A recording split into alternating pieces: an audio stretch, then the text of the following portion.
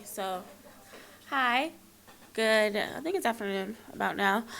All right, good afternoon, everyone. Hi. Um, Usually when I do these, I do them in classrooms, so I'm not 100% used to speaking into the mic, but we'll get adjusted to it together. Like she said, my name is Imani. One of my coworkers is bringing some more evaluations, so if you don't have one, um, I'll probably just mention it. If you could just raise your hand, and then she'll come and bring one to you in a little bit. Um, but yeah, if you do have an evaluation, my name is Imani. It asks the presenter at the top. It's Imani.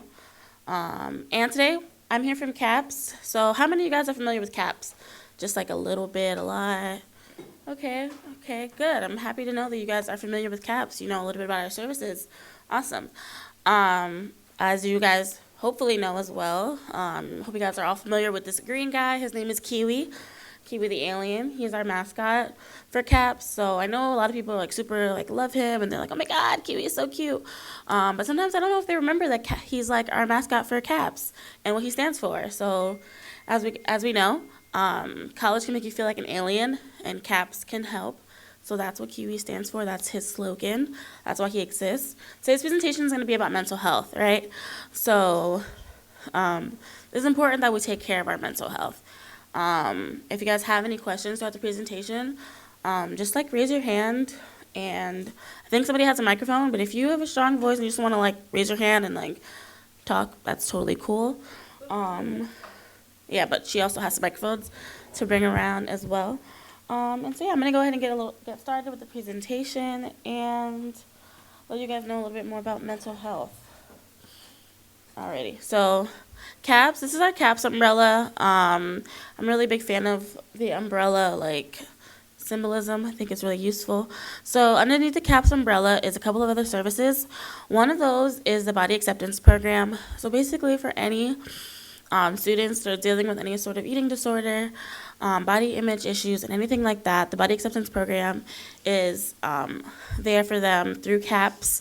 And basically it's there because sometimes dealing with eating disorders and things of that nature is a very different experience than the kind of therapy or not the kind of therapy, but just the resources that someone might need than if they're dealing with stress or anxiety or depression.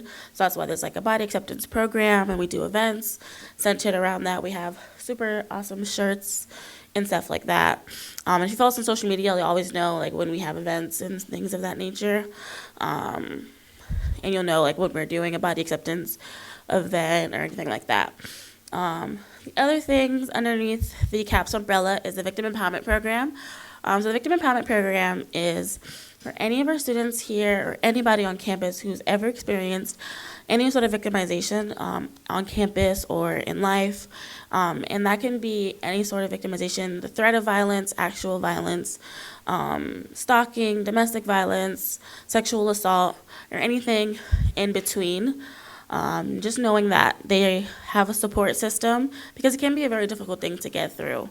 And they're going to have, an advocate that'll be there to support them and help them to kind of know and understand their resources and what things that can be provided to them to kind of get the support they need to get through that difficult time. And the last thing under the CAPS umbrella is the Peer Education Program. So that's the outreach. That's us, me, and my coworkers, my teammates. That's basically all the outreach that you see, kind of helping you to know a little bit more about CAPS, know a little bit more about mental health, and all those great things that, it's important for us to know about. All right, so a little bit about CAPS is, one, it's free and confidential, as we may know. Oh, also, if you could just do a little raise of your hands if you don't have an evaluation, they're coming around to pass them out just so they know where you guys are. Thank you. All right, so yes, CAPS is free and confidential. So it's free, it's paid for in your tuition. You're not paying for individual sessions.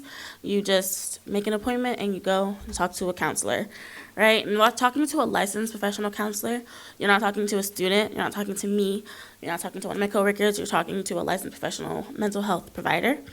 And it is confidential. So whatever you say there in confidence, it is safe. It is a safe place to talk. They're not going to tell your parents, they're not going to tell your professors, they're not going to put it on your transcript that you came to CAPS. It's completely confidential, right? It's a safe place to kind of go through whatever things you're going through and vent and all that great stuff. So it's short-term psychotherapy, and it's semester-based.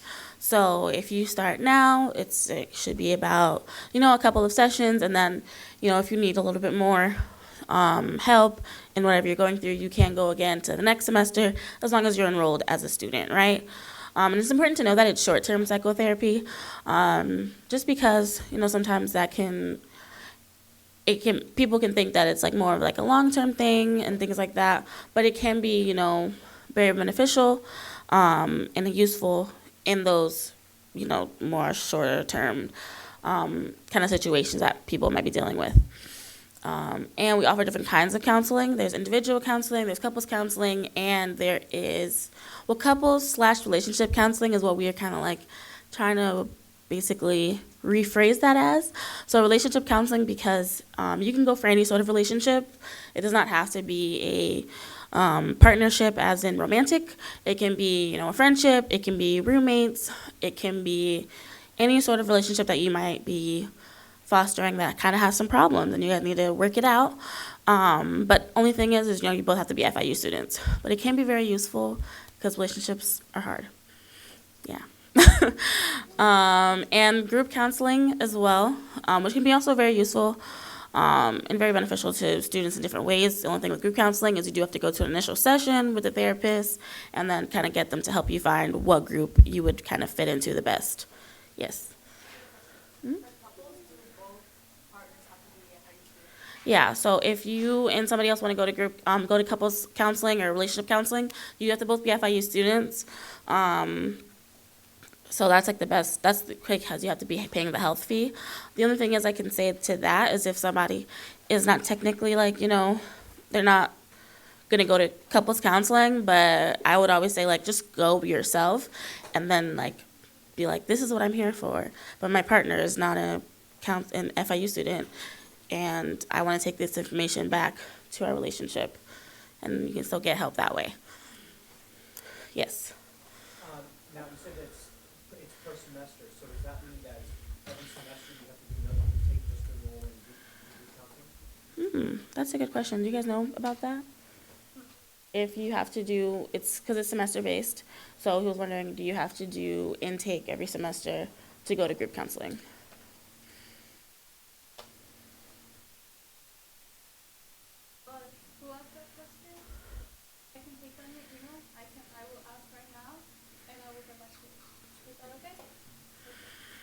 All right, awesome. Thank you. That's a really great question, and I definitely think that's something that we should let you guys know in the future, because sometimes, intake can be a long process, and it is important to know that, so we can try to get that information out to you. Yes. Further relationships counseling, is it only limited to 2 people at a time, or can it be more than 2?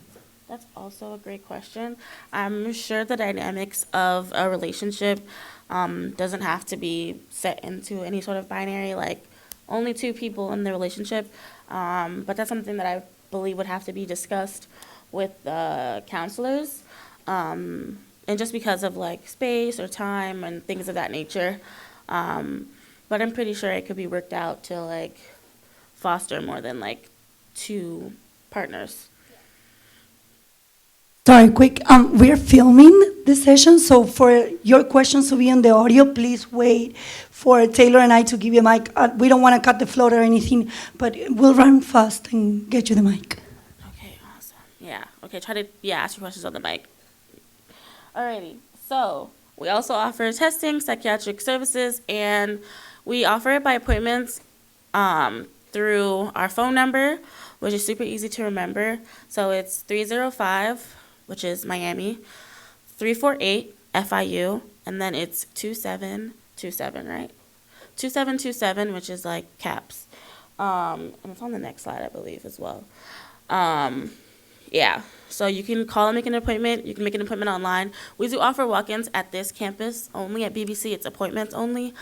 But with walk-ins, I just want to say, just be conscious of like possibly having a lot of allotted time just in case, there's a wait period and things of that nature. So you don't go in and you're like, I have to be in class in 30 minutes, and then you're like, no one's available, and you're kind of disappointed.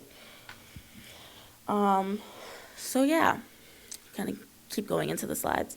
So this is also something beneficial. CAPS offers lots of services that you don't necessarily have to come into the center for. I'm not sure if you can read everything on there, but I'll tell you a little bit what's on there.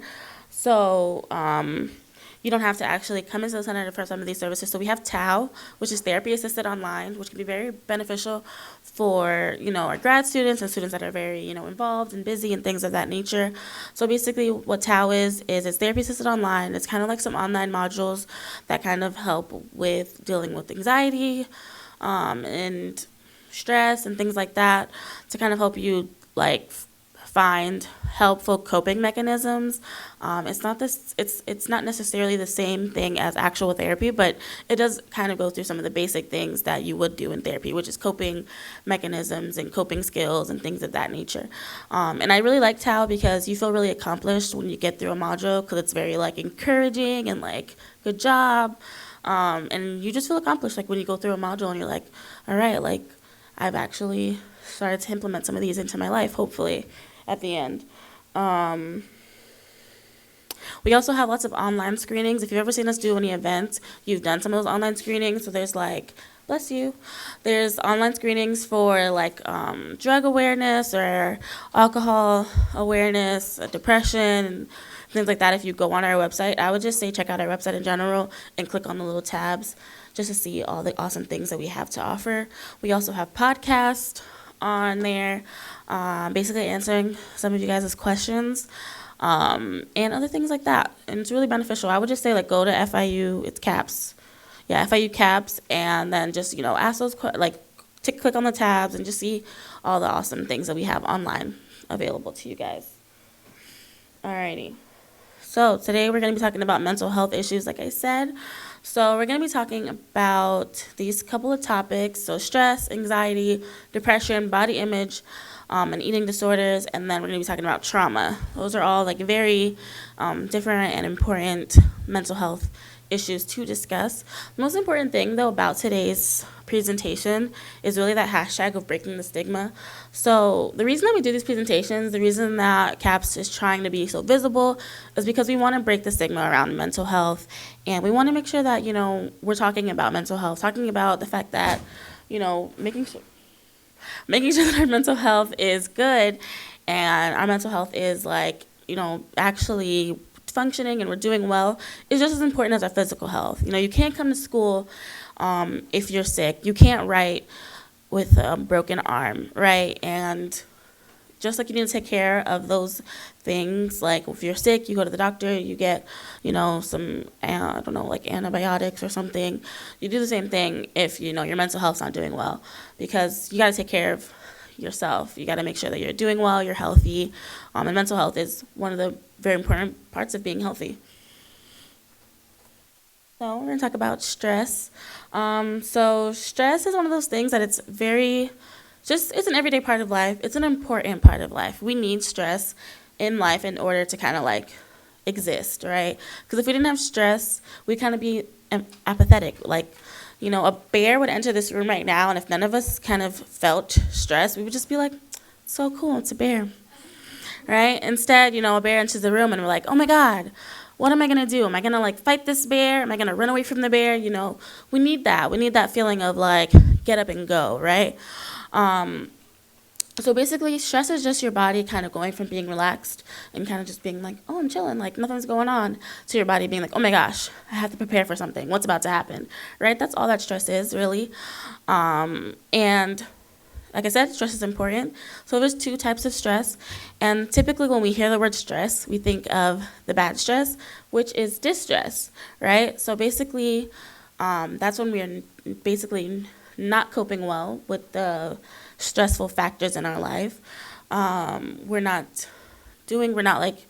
Basically it's like tends to be from negative things that are going on, and things of that nature. And basically, distress is what we think of when we think of stress. We're just like, you can't handle everything that's really being thrown at you right now. And, it's totally okay to be in distress. It's just kind of like figuring out how to cope with it, figuring out how to manage distress.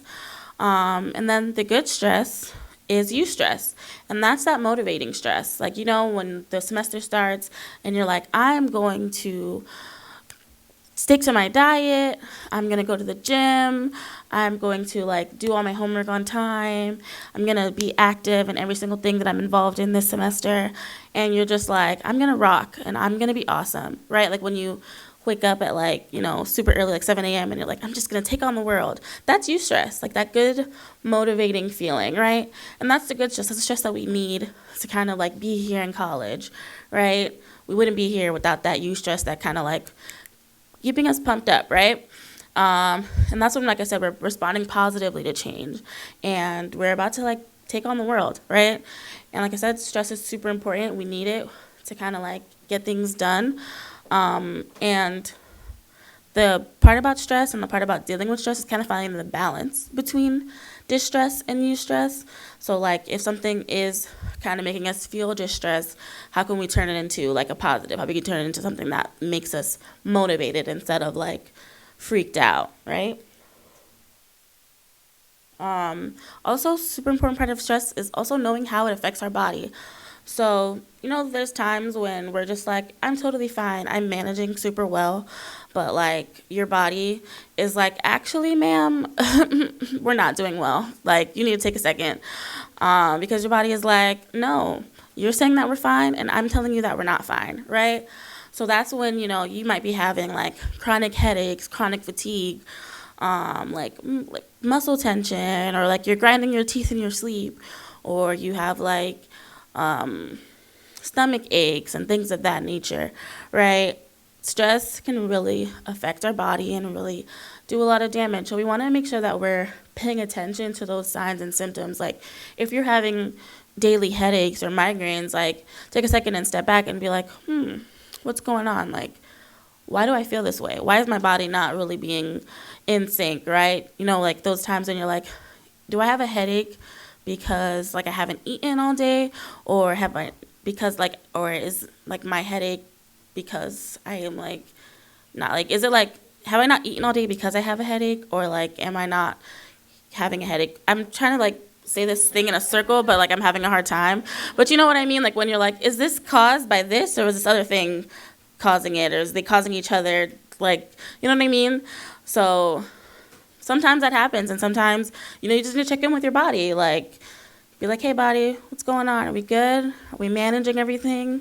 And then you're like, okay, good, I'm managing everything. And you just kind of keep it flowing, right? And that's also one of our flyers that we have. So, I would totally say check it out, just so you can see, some of those signs and symptoms and, know them and all that. So, like I said, these are basically what to do if you are dealing with stress. And I kind of did mention a lot of them already. So, one thing to know is that your body does not care if it's a big stress or a little stress. You ever had a mini freak out or a panic attack about something really small, oh my God, I left my favorite pen at home, and you're just like, why do I feel this way? Because sometimes your body is like, I've had enough. I don't care what it is. This is the last straw. This broke the camel's back. I'm tired, right? And your body doesn't care. It's we're done. And like I said, it's important to kind of be in check with ourselves so that we don't get to that point where we're having a meltdown in GC because you left your favorite pen in a class and you don't know where it is, right? And it's, it happens. It's okay. Also, just knowing that, stress can make smart people do stupid things. So, like I said, pay attention to that stuff. Try to be in tune with your body and when you're feeling stressed out, and also not blaming yourself for the things that you do when you are stressed out, because sometimes you might do things that you're like, that did not make any sense, and I shouldn't have done that. But, your brain was not really working at its full capacity because it was just stressed, and it's not really doing all the things it needs to do. you can become numb to stress, which is also why I said to do those daily check-ins with yourself or weekly or anything like that. Just because sometimes when you're really stressed out, you just go to a point where you're like, I don't care anymore. And people are like, how are you doing? And you're like, I'm great. And you really mean it because you're just like, I don't even feel stressed anymore. I feel awesome. But like all the stressful stuff is kind of like still in the background looming, but you're just like, I'm totally fine. Right? And we've all been there before where you just kind of been like, I've checked out from all that. Like, that is over. I'm good. Right? You guys know. So when you're feeling like that, you definitely might need to check in with yourself and start like maybe making a checklist and like dealing with some of these things, because once it got to the point where you're like, I'm checked out, you know, maybe a meltdown is like around the bend. Like, it's like right there. Like, you might not be okay like Thursday. And the best way to handle stress is in the moment. So like something stressful happens, instead of being like, you know what, I've had a good Monday, I'm not gonna deal with that this Monday. Deal with it, because by Thursday, it's gonna be worse, right? So something stressful happens on Monday, like you get a flat tire or something, I don't know, some stressful life event happens. You know, let's try to like deal with it in the moment and not let like the stress like loom and get bigger until you're like, wow, like it's now this huge monster of like evil, right? Let's tackle it when it's like a small monster of evil, like a little fly of evil. So I'm stressed. What do I do? Right? So first things first, like I said, I've been saying, listen to your body, right? Your body's going to tell you what's going on. Your body's going to be like, hey, like, I've been having a tummy ache all week, and I want you to know it wasn't Taco Bell. It's the stress, right? So deal with it. Listen to yourself, because your body is going to tell you. Second thing, identify the cause of stress. Is it school? Tends to be, yes. Is it work? Sometimes. Is it family? Always. Is it, you know, relationships? Is it your friends? Is it your involvements? What's stressing you out so that you can try to resolve that problem? And also super important to journal our reactions to stress. So like if you guys, I don't know if anybody wants to say, what are some ways that some of you guys deal with stress? Like, yes.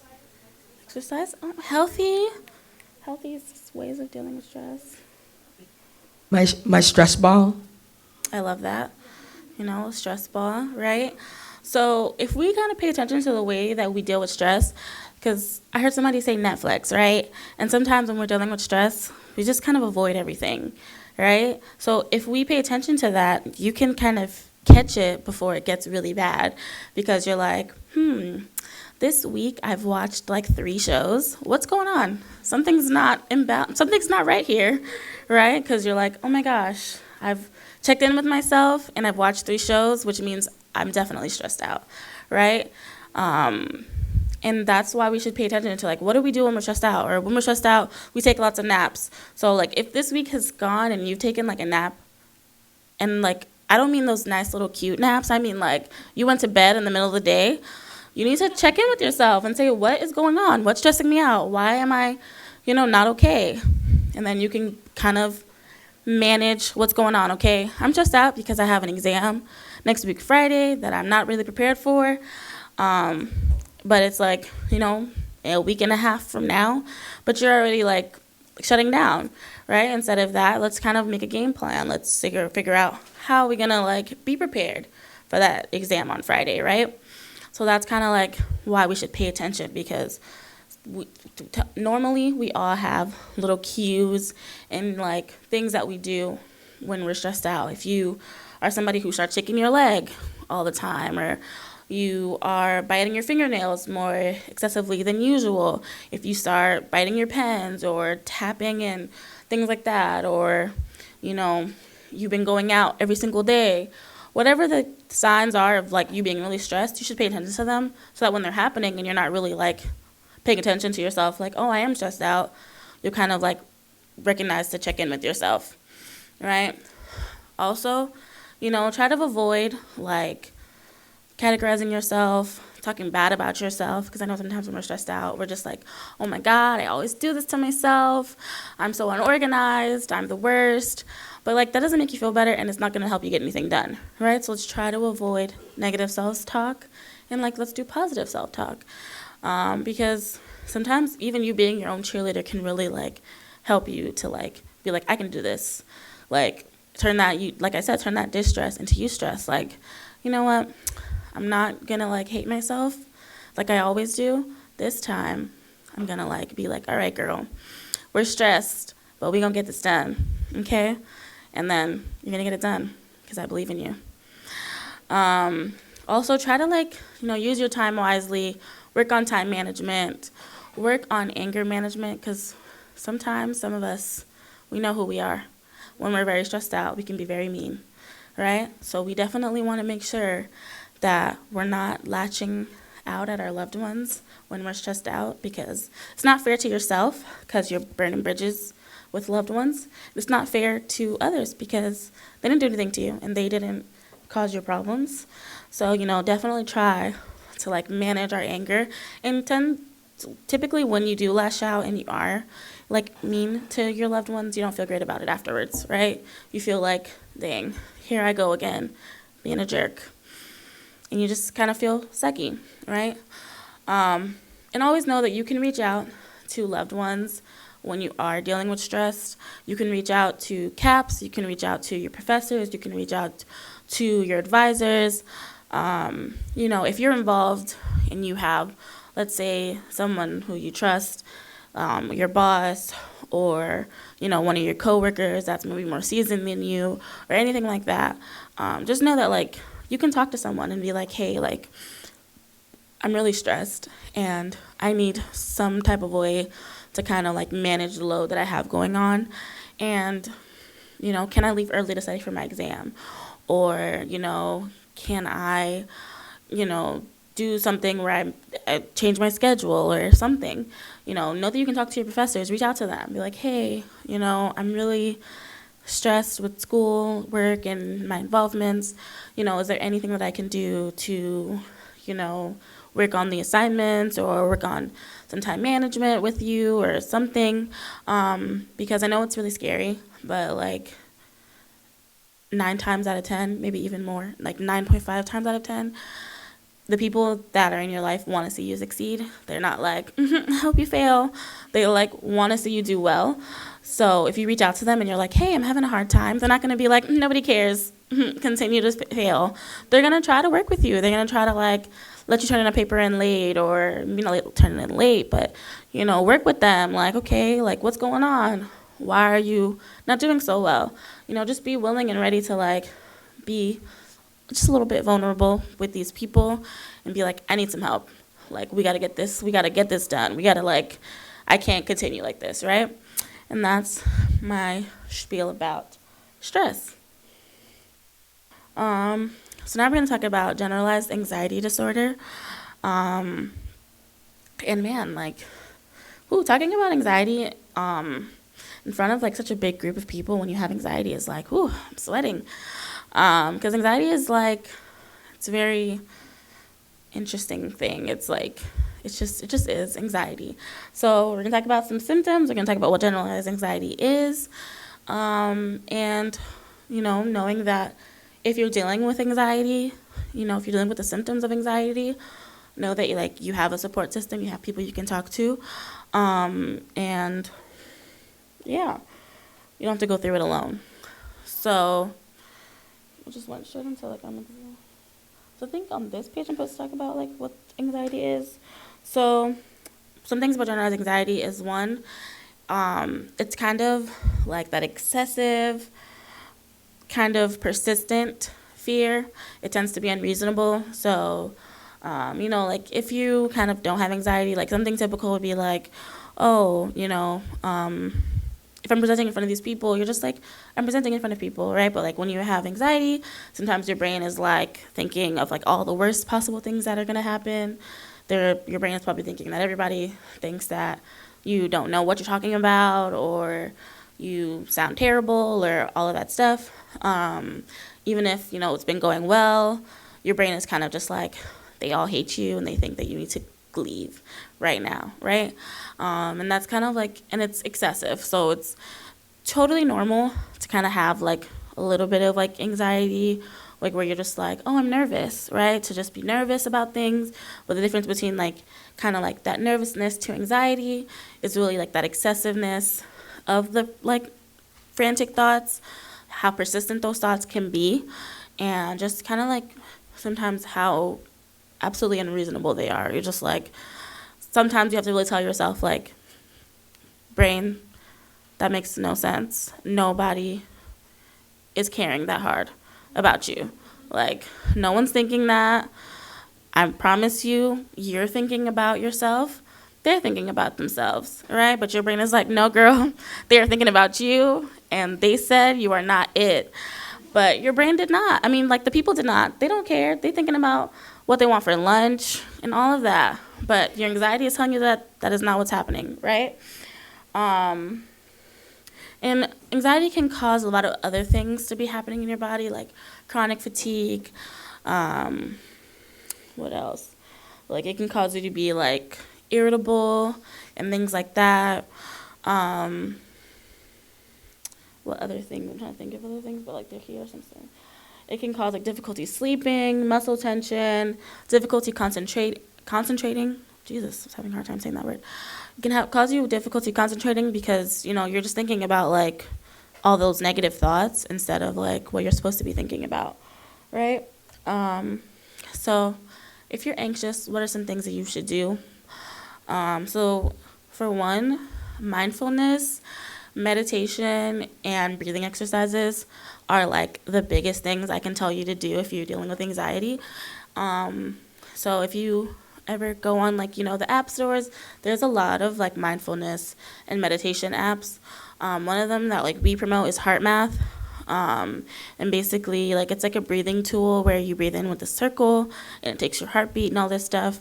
And typically when people are anxious, like really the biggest thing you need to do is kind of like, I know it sounds so cheesy, but you need to take a second and breathe. Because like just breathing without thinking about anything can really help you just calm down. And like I said, meditation and mindfulness also really helps because when you're being mindful of other things besides your anxiety, your brain is like that, like I said, doing that whole thing of that doesn't make sense, or stop thinking about negative things. Let's think about something else, something that's positive.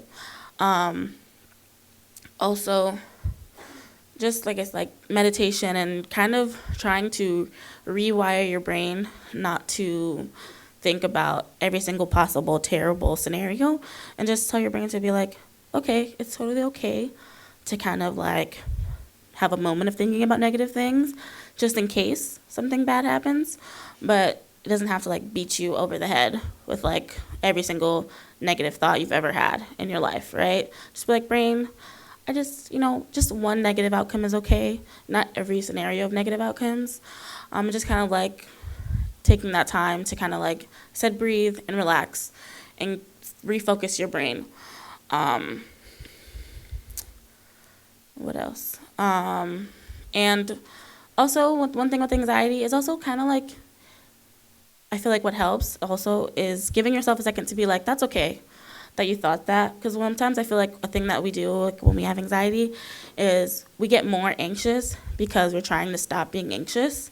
And sometimes it's okay to just be like, it's okay to have that like quick negative thought or quick scary thought or quick thought of fear. But just like acknowledge it and let it like pass. And that's a big thing that like meditation and mindfulness helps you do, is just to acknowledge something and then let it like be acknowledged and then go away. And one thing that really helps with kind of like anxiety is this thing. It's called like the 5, 4, 3, 2, 1 trick. I'm not sure if you guys have ever heard of it, but it's something that can be really useful when if you have anxiety, if you suffer from anxiety, especially anxiety attacks or panic attacks. It's basically where you do a 5, 4, 3, 2, 1, like in your head, or you need to like whisper it out loud. Basically, one, you look around and you think, when you see, what are 5 things you see that you never noticed before. So you're like in the middle of having a panic attack, now you're just like thinking about something else. So you're trying to find 5 things, and then you're trying to find 4 things. So what are 4 things you can touch? And sometimes touching and doing things with, like, that's why you have like stress balls and all that stuff. You're using your sensory, you're using a different form of like sensory, so like you're getting out of your head. You're like, oh, I'm feeling something. So you're not in your head just thinking about all the crazy things you're thinking about. And things like that. So you're like touching something, and that's a different kind of sensory, right? And then 3, what are the things that you can hear? Like I said, another type of sensory. You're not in your head thinking about all this other stuff. You're taking yourself out of your head to like look around and feel things and hear things. What's something that you can smell? And then what's something that you can taste? And it can just be really helpful, like I said, to just get out of that moment of like your brain kind of like overworking itself. And the biggest thing also, if you're dealing with anxiety, is knowing that you can reach out to a psychologist, and that there's no shame or no fear about it. It's totally normal to have anxiety, and you can go and talk to someone, and people have the resources to help you find coping mechanisms that are best suited for you. Also knowing, it's a side note, our phone number that you can call to make appointments also doubles as a 24-hour crisis hotline. So it's 24/7 available. So if you suffer from anxiety, I think it's something that's really useful, and you need someone to talk you down. Licensed and professional people that have practiced with these kind of things can talk you down from anxiety attacks, panic attacks, or any other reason that you might need to call a 24-hour crisis hotline. There's a lot on the internet, but if you want to call, someone from your FIU family, that's the same number. That's our number to make appointments. It is 305-348-2727. And I just think it's really useful because sometimes people kind of deal with and suffer from anxiety attacks alone when you don't have to. You can get support and get help through them. The next one is going to be about depression. So something that's super important to know about depression is that it is more than just sadness. Depression is extreme sadness. It's a loss of interest in things that you used to be interested in. It's also continuous sadness. So not just like you're very sad, but you've been very sad for a long period of time. And it kind of feels like an unmovable sadness. And it can be very draining emotionally, physically. All right, I'm going to show you guys a quick video about depression. And then we'll talk about it.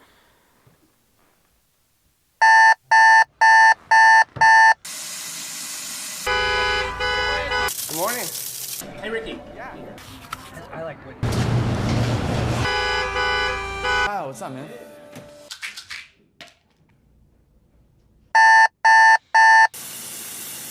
Good morning.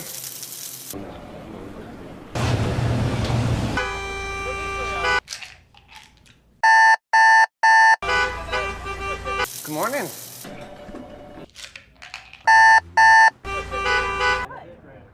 Good night.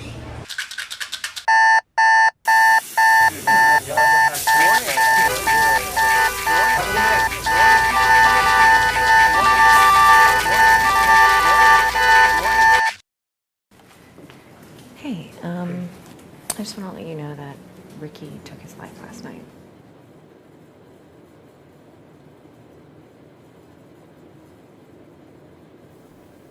I don't know if you could hear that, but she basically just let him know that Ricky took his life last night, and Ricky was the guy that would say good morning to him every day.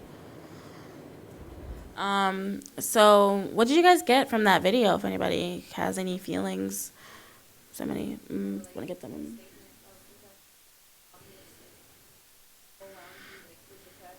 Happy all the time. You don't know around you who's depressed. They could act happy all the time, say good morning all the time, and in the end, like, you don't know if the person who's always like saying good morning and talk to you every day is the one who's actually feeling it as well as you are. That's very true. And then you afterwards.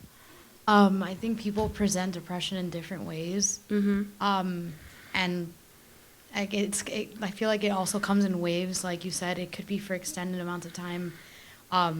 You feel depressed for like weeks at a time, and then you feel better. So that could have been him saying good morning, feeling better, but one event maybe like Yeah. that brought him to the edge where he was just like his depression triggered, and that was it. So. Yeah, definitely. Very true. I think that's a really good addition that you did add, and I don't think anyone's ever said that before. But sometimes, yeah, when you're depressed, it's hard to notice your loved ones. It's hard to notice what they're going through. It's hard to be there for other people. And it's not because you don't care, you don't love them. It's just that, like, you're barely managing your own sadness, your own life, the things that you're dealing with, and you literally can't even notice what someone else is going through. Because I know, like, many people have, had times where, they kind of come out of a depression and they're like, oh my God, I'm so sorry that I didn't know that you were going through X, Y, Z, because your friends are like, hey, like, I needed you for this, I needed you for that. You weren't there for me for this or that. And you're like, hey, like, I was barely there for me for myself. Like, I had nothing to give, and that's sometimes a big part of depression that's not really talked about, is just, like you said, like, not being able to recognize anything that anyone else is going through, because you're like, I needed all of my energy to just, like, get out of bed. I had none to give to anyone, right? And that's definitely a terrible place to be in, and it's a terrible when someone's depression does, get to the point where, they can't survive it anymore. And the reason that we want to break the stigma around depression is because depression can be very scary. It's very scary to talk about. It's very scary for us to acknowledge that we've experienced, that our loved ones have experienced, that we've gotten to points that are that low. And, some people do put on a brave face. Like somebody mentioned, they saying good morning, they're smiling, they're involved, but they're not okay, right? And it's super important that we do check in with ourselves and we make sure that we're okay and that we are not getting to the point where we can't even fathom managing or dealing with our problems anymore. And, this is another example of just basically that, recognizing that depression really can just be mysterious and it can be really undercover, and we don't know everybody who's suffering from depression. That's why it's super important for us not only to make sure we're taking care of ourselves, but we're trying to be some sort of like love and support to others, because we never know like what that good morning is doing for somebody, what being polite is doing for someone holding the door open or whatever, what other people are going through. And it can be a big thing when you're depressed. Like the smallest things can be really big when you're depressed. So here are some signs and symptoms of depression, not only for ourselves, but like I said, for our loved ones. One is definitely, like I said, loss of interest. It's super important, like I said, that we pay attention to these signs of, depression and suicide, especially suicidal ideation and things of that nature, because sometimes, like, things happen and we don't notice them. So, like I said, loss of interest, isolation, lack of energy. So if you notice that somebody that's always involved, and sometimes it just means they're tired, but if you notice that someone who's always there, they're the first person there, every meeting, they're not around, they're not in the group chat anymore, they're just lackluster, they're just not the same. They're giving away like prized possessions, or, they're giving away their clothes, they're giving away their TV. Check in with those people, because sometimes people are doing those things because they're like, I don't need that anymore. Like, and even noticing something as simple as a spike of like somebody who's been low, having a spike of energy, a lot of times that can also be a very big sign of suicide, because they're at peace, because they're like, I'm done. And I don't really feel sad anymore, because I already know that, like, I've given up and I'm just fine with it now. And those are the kind of things that we should, pay attention to and look into, and, just kind of be that kind of, like, person who's like, hey, like, just checking in, like, I want to know if you're okay. And not taking to take on the big responsibility because, you know, we're not all therapists and things like that, but just like sometimes just hearing an "Are you okay?" Like, you've ever seen that that SpongeBob meme where it's like you're totally fine, and then there's like when somebody says "Are you okay?" and then he's crying, and you're just like, oh, I was totally okay like 2 seconds ago, like I was holding it in, and then somebody's like, "Are you okay?" and you're like, yes, tears. And sometimes that really makes a really big difference. Just that simple, "Are you okay?" Right? Also, depression can also cause appetite changes, insomnia, excessive sleep, memory loss, body pain, headaches, angry outbursts, frustration, suicidal thoughts, and attempts.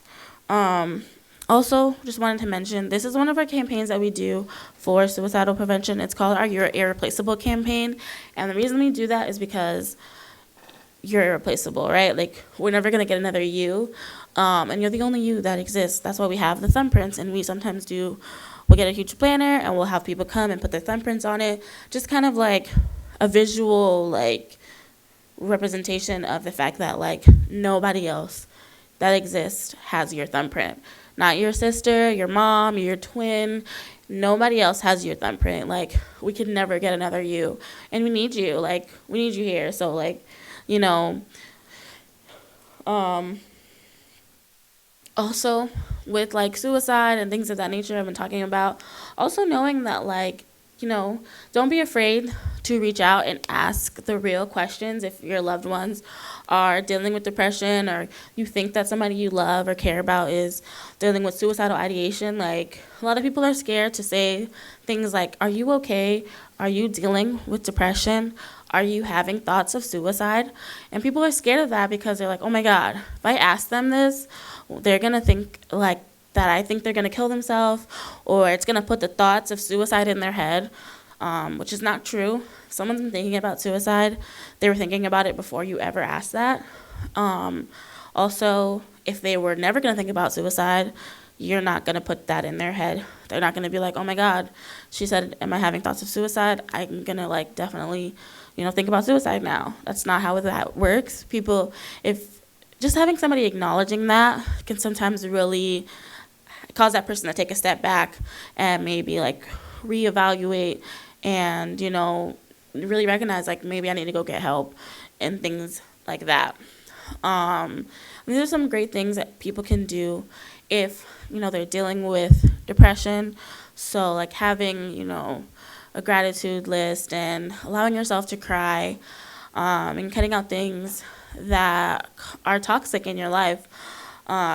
Reaching out to trusted individuals like, you know, CAPS or your loved ones or a counselor or any type of therapist, family members, anything like that, somebody that can help you. Also, like, animal therapy, like therapy dogs and therapy animals in general can really be so helpful. Like, you know, I've ever been really sad and you just cuddled with an animal. It's just the life that brings. And just do something that, like, makes you feel better. And I'm not saying that those are, like, cures or anything like that, but just trying to add little things every day to your life that make you feel better can really make a difference. Because one of the things is when you are depressed, you tend to just sit and sit and sit and sit in that depression. And it's super important to try to make steps away from it and not just, like, wallow and sit in it and continue to feel worse and worse and worse. And suggestions on how we can help others. One thing also to promote from our CAP services is Kognito. So basically, Kognito is this awesome website that we have online that basically allows students to, or anyone, you can be, there's tabs for, like, professors and things like that, faculty, basically practicing going through a difficult conversation. So basically, you would just kind of go through. There's one that is about suicidal ideation. Yes. Oh, 5 minutes. Oh, okay. About suicidal ideation, and you basically just kind of go through it, and you're like, oh, like, these are the things that I'm dealing with, and it allows you to kind of put in responses, kind of like a video game. Like, you respond, and then you say certain answers. And it's really helpful because you can kind of know, like, saying certain statements, how they can negatively impact someone, how certain statements are positively impactful, and why. And yeah. And then, oh, here's the slide about Kognito. Awesome. And we're like super low on time. I feel like I might have taken a lot of time in a certain area, so I'm sorry. I'm just gonna like breeze through these really quickly. So the next couple of things that I talked about is body image. So basically, you know, people that have body image issues, like how they see themselves and what they actually look like, don't always match up and coexist the right way. And it can cause a lot of negative impacts on their life and things like that. So these are the most common eating disorders. So it's anorexia nervosa, bulimia nervosa, binge eating, and muscle dysphoria. And people can present eating disorders in very different ways. People can have an eating disorder and be very ranging of sizes, because eating disorders are not always about, well, typically they're never really about weight. They tend to be about a lot of other symptoms and things and ways of somebody trying to get control over their life and things like that. So, you know, somebody can be, you know, not like size 0, but they can still really have an eating disorder and things like that. Like I said, eating disorders present themselves in many different ways. These are some celebrities that have like admitted to at some point having a form of eating disorders. Like I know Russell Brand, he had suffered from, what did he have? Bulimia, I believe. I'm not sure like what everybody in this picture has dealt with, but you know, they have different like things like articles that you can like read if it's something that's interesting to you, because sometimes it can be really interesting to kind of see somebody else's story to kind of see like just like that impact and that relatability and things like that. And these are some signs and symptoms of an eating disorder or body image issues. And also, like I said, a super important thing to know about eating disorders is that they're not always caused by things that we think they're caused by. It's not always just about weight. A lot of times it can be about trauma, family problems, other issues of that nature. Basically, that person is trying to gain back control, so they can't control the other things in their life, but they can control what they eat, right? And when they exercise and what they put into their body. And things to do if you suspect someone has an eating disorder is, one, try to talk to them, and try to reach out to them and try to like basically help them see like, you know, like that they need help, but not like in an aggressive way or in a mean way or belittling way and things like that. And then the last thing is trauma, and like I said, breezing through this one as well. Basically, a super important thing to know about trauma is that trauma is basically how we cope with, like, you can't really use the definition of a word in the word, but like whatever, like how we deal with traumatic events, and basically how it affects our coping mechanisms, like how it affects how we cope with things, and basically trauma is like extreme, stressful, like things that impact like how we deal with things, how we cope with things, and our ability to cope and deal with things. And a super important part of trauma is recognizing like ACEs, and how to know like what ACEs are. So ACEs, just like a quick definition of it, it's basically, what is it? Adverse childhood experiences. So basically things that happened in people's childhood that affect the rest of their life and like how they cope and deal with stress for the rest of their life. And like I said, ACEs can have lasting effects on people. People that tend to have more ACEs tend to have more problematic things going on in their life, and things of that nature, more issues and things of that nature. And people tend to deal with trauma in many different ways, but they tend to deal with it in silence. One reason is because of fear, because they're isolated, they don't have anyone to tell it to. Peer pressure, judgment, they're scared of what coming forward and talking about their trauma will do. because they're threatened and things of that nature. And also because of like an inability to remember as a trauma, because of dissociation or PTSD. And yeah, like just not being able to deal with it and not being able to have anyone to talk to it about. And unresolved issues and unresolved trauma can have these negative impacts on our lives. Not dealing with trauma, not getting the help that people need when they've suffered a trauma can cause a lot of negative impacts on the rest of their life. And yeah, so like I mentioned before, we're at MMC and we're at BBC. So here on this campus, we're in the Student Health Center 270.